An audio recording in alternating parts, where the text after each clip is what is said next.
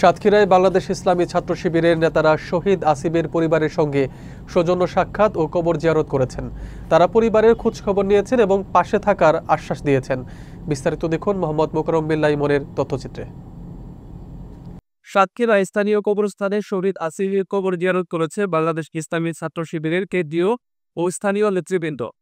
কবর জিয়ারতের পর তারা শহীদ আসিফের পরিবারের সঙ্গে সৌজন্য সাক্ষাৎ করেন, পরিবারের খোঁজখবর নেন এবং যে কোনো প্রয়োজনে পাশে থাকার আশ্বাস প্রদান করেন।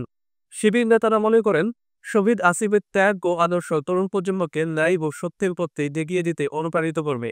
মতবিনিময়ে উপস্থিত নেতারা শহীদ আসিফের স্মৃতিচারণ করেন এবং বলেন, তরুণরা তার আদর্শ ধারণ করে দেশ ও সমাজ গঠনে গুরুত্বপূর্ণ ভূমিকা পালন করবে।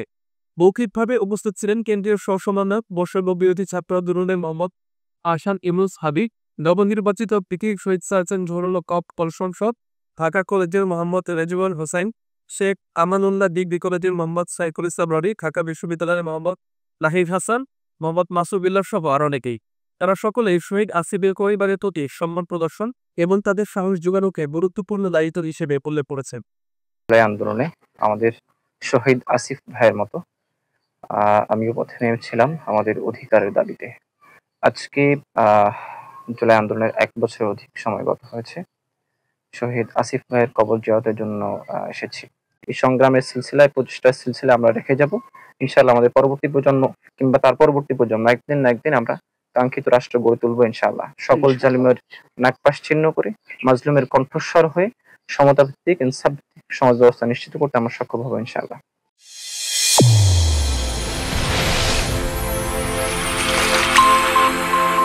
চ্যানেল A1 হৃদয়ের স্পন্দন।